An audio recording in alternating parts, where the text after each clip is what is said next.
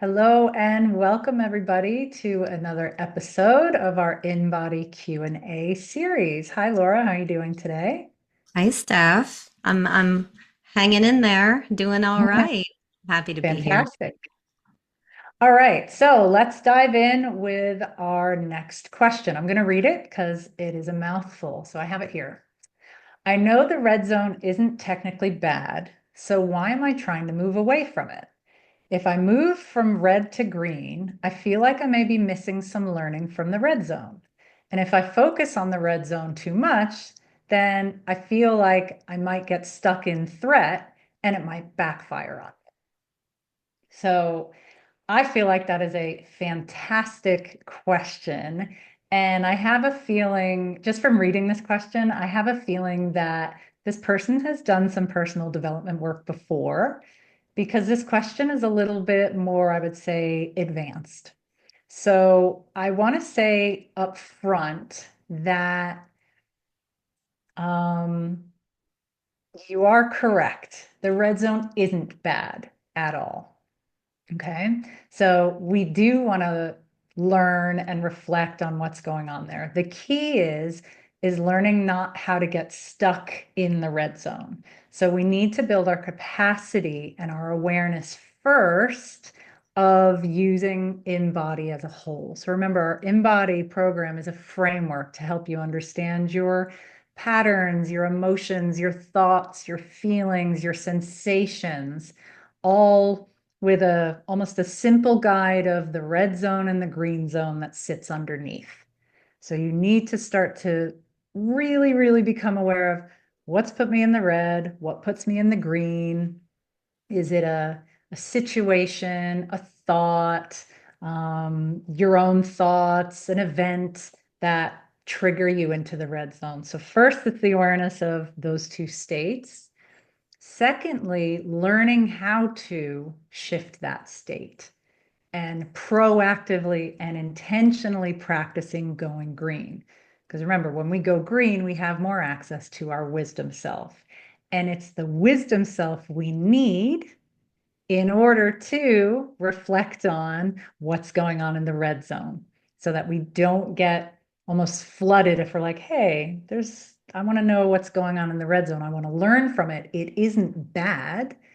But if we're not resourced or strong enough to do it, we'll get pulled in. So I just want to say that kind of on a high level to start off with. Laura, is there anything that you want to share that comes up to start with? Yeah, just off the back of what you're saying about the red zone. So learning that it's giving us messages.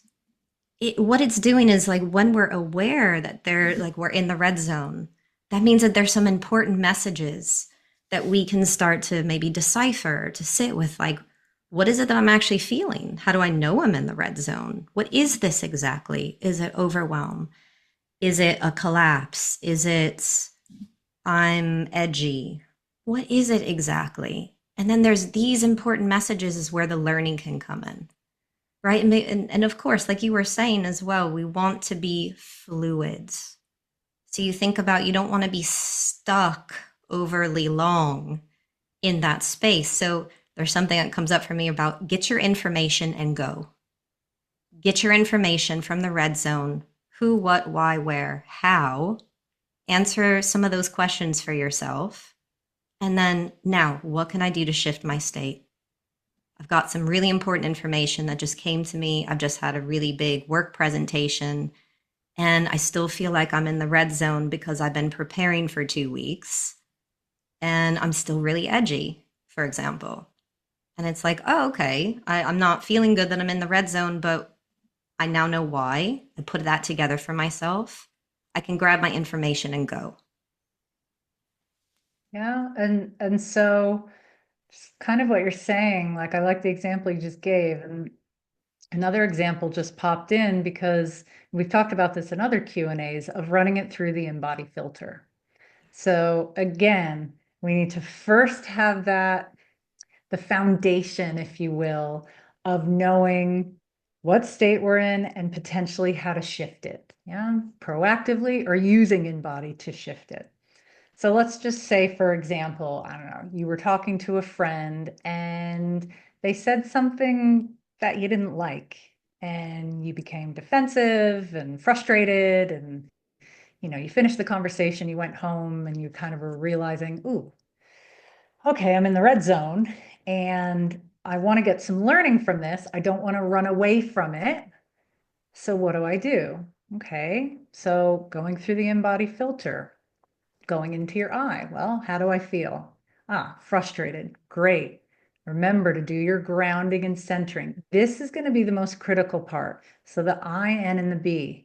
So the grounding, the centering, going into notice and breathe, all going down into body sensation. Because what can happen is we can get stuck in the story.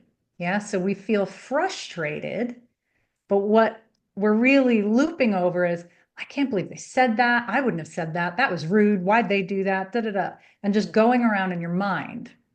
And what we want to do when we start to go through the N and the B and the grounding is starting to just notice sensation of frustration, not the looping story. So we remember we want to drop the story and feel the feeling. And this is the hardest thing for people because when we're in a red zone emotion, it's typically something that we don't quote unquote like. And doing this is starting to tell our nervous system that it is okay and safe to feel frustration and the sensations of it. What we get caught in again are the looping stories. So as you go through those first 3 steps, to just notice, hey, what do I notice in my body? Is it a tight chest, tense jaw, tingling belly, a headache, whatever it is, without judging, without story, and to show yourself, hey, I can be with this and it's okay. I can be with this sensation of frustration and there's no threat here. Because remember, green zone, rest and digest, we are safe. Red zone, nervous system is in fight or flight, we are not safe. So, in order to do a little bit more inquiry and learn from going into the red zone, we need to shift that state, go into the body, let the body receive the information that it's okay. So that's the first 3 steps that I find that are massively important if you want to go jumping into this kind of level of work, which is kind of, as I said, a little bit the next level. So I'll stop there before going on to the OD and Y. Anything you want to share, Laura? Yeah, those are really the foundation. That's building the strong container in ourself. And from there, we can expand the more work we do by building that strong foundation underneath us, within us. Then you're starting to increase your capacity to hold. But really, until you start doing that, the red zone seems bad. And what's interesting is I feel like the correlation between the stronger your container is, i.e., like the more happy and fluid and toned your nervous system is, that's from doing the, I and B. It's really from doing those, that you'll find that you have more curiosity about your red zone. You'll find that you have more spaciousness about your red zone. So it's really like do the work of the grounding and the noticing. And because of that is working your muscle. It's working your muscle. And then you can get your information when you're in the red zone from a place of less reactivity, Yeah. less threat. And also, what we start to notice when we have a happier nervous system and we're living more in body is that, hey, wait a minute, this is a continuum. This isn't just, these are blended states that I'm in sometimes. So here's where the nuance can come in. I might be frustrated and happy at the same time. So there's a part of me that's okay, but then there's a part of me that's really edgy. Or there's a part of me that's sad, but there's a part of me that's okay about it. So there's these more of a blended place where you start to notice, hey, wait, red zone and green zone I can hold all of this in myself at once. And that's what, you and I are always talking about. This is how you start to enhance and advance where you are and where you are in yourself and where your nervous system is. But you got to have your foundation set first. So, yeah, INB. Yeah, I like what you're saying about the blended states, because remember, when you get to the O, other emotions might appear that you didn't realize were there in the first place. Hence, you might recognize, oh, yeah, I'm really frustrated, but now you get here and you notice there's sadness or, some other emotion. So the more you start to align, the more you start to uncover. And so, going from that example, now that you're in O, use an acceptance. Even if I'm frustrated and now sad, I choose to realize that I can handle this in this moment, or I choose to tell myself that I'm safe, or I choose to know and acknowledge that I'm okay with these sensations that I'm noticing in my body. And once you do that, remember you're shifting your state to more calm, neutral, open. Now you can get in discussion. This is where the inquiry and the learning is. Asking yourself, gosh, remember, if a whammy is appearing, what's it saying? What's it doing? There is a need that that whammy is trying to take care of. Remember, it's trying to protect us. It's trying to do something good for us in a little bit of a dysregulated way. So we can ask a power question like, what need was I trying to get met in the conversation with my friend? I became defensive. What need was that giving me?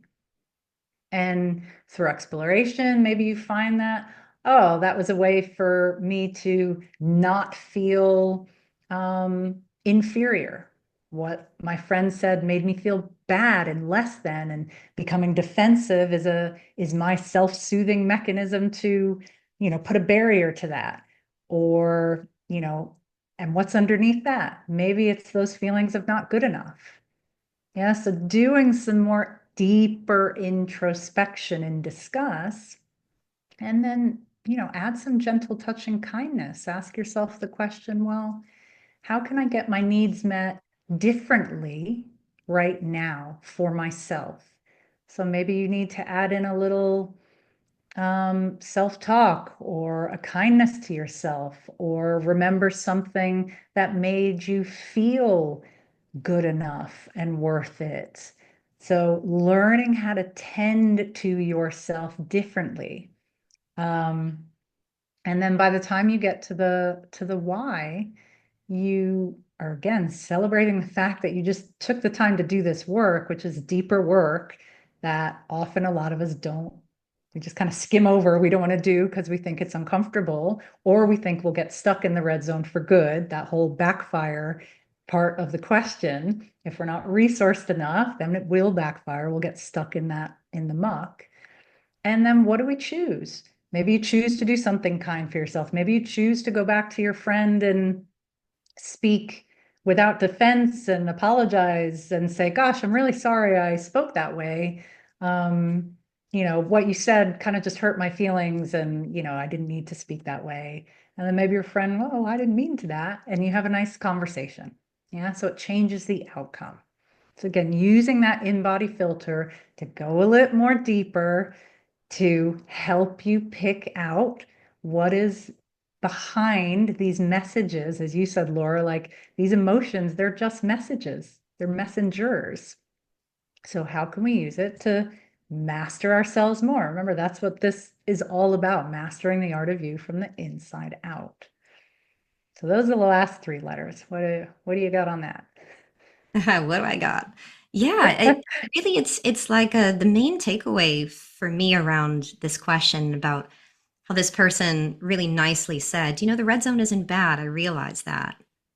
So I would say main takeaway is don't be afraid to work more directly and more, really confront, really go there. Don't be afraid to go there when you're in the red zone. But in order to do that, make sure you build your container to where you're resourced enough to do it. I mean, a lot of how we grow is all about exploring our edges, right? So, go back to I had a work presentation for 2 weeks. I was prepping for it. I worked really, really hard. Ugh, I'm red zone now. I'm edgy. I'm relieved. So, mixed state. I'm both relieved and I'm also just wired.